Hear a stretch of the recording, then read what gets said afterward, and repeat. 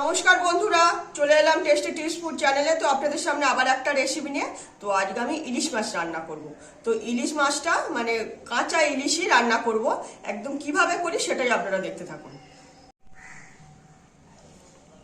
এই যে এখানে কাঁচা ইলিশ মাছ নিয়ে নিয়েছি, আর এখানে দু রকম সর্ষে, কাঁচা লঙ্কা আর অল্প সামান্য 1 চামচ পোস্ত দিয়ে পেস্ট করে রেখে দিয়েছি। এখানে কাঁচা লঙ্কা আছে, একটু ধনেপাতা গার্নিশিং এর জন্য রেখেছি। তো আপনারা ধনেপাতাটা না দিলে নাও দিতে পারেন।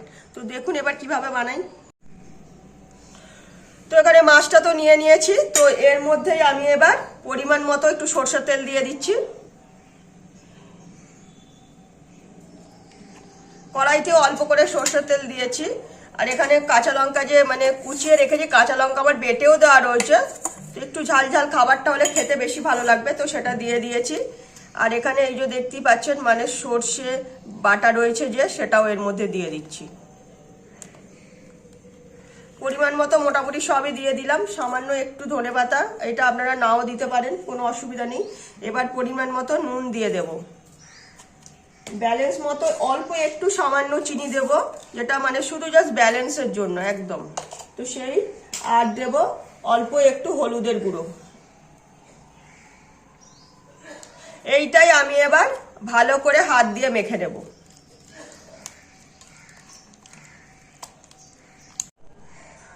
তো মাছটা আমি সবকিছু দিয়ে ভালো মতো মেখে নিয়েছি, একদম ঠিকঠাক হয়ে গেছে।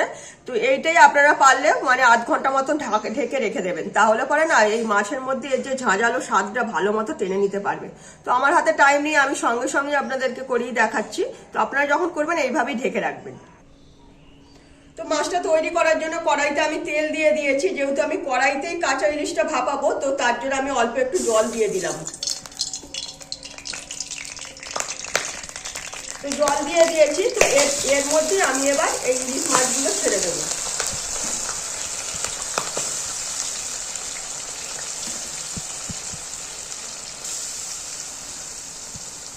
ছেড়ে দিয়েছি। তো এর মধ্যে এই যে গ্রেভিটা যে রয়েছে, গ্রেভিটা আমি সবটাই দিয়ে দিলাম।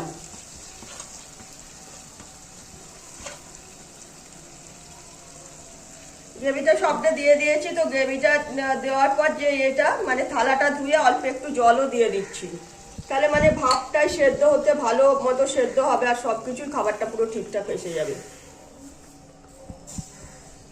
সবকিছু আমার দেওয়া হয়ে গেছে, আর কিছুই দিতে হবে না। খালি একটু মানে নুনটা শেষে একটু দেখে নেব যে নুনটা কেমন হয়েছে।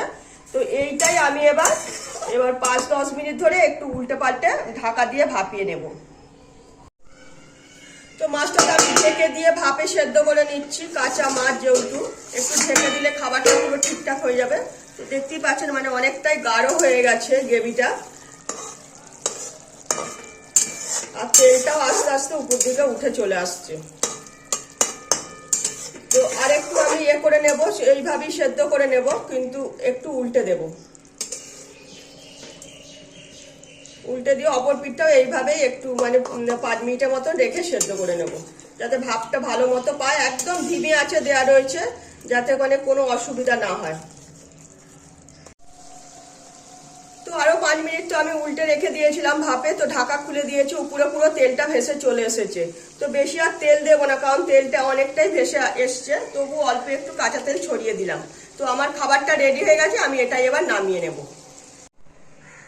তো দেখলেন কত সিম্পল পদ্ধতিতে খুব চটজলদি একটা মানে খাবার ইলিশ মাছ ভাপা তো একদম তৈরি করে ফেললাম। একদম ঝাল ঝাল ঝাঁঝালো স্বাদের খাবার, যাতে গরম ভাত দিয়ে এই দিয়ে ভাত খেতে না কোনো কথা হবে না। তো এইভাবে অবশ্যই একদিন বাড়িতে আপনাদের বানিয়ে দেখতে হবে যে খাবারটা আমার কতটা টেস্টি হয়েছে।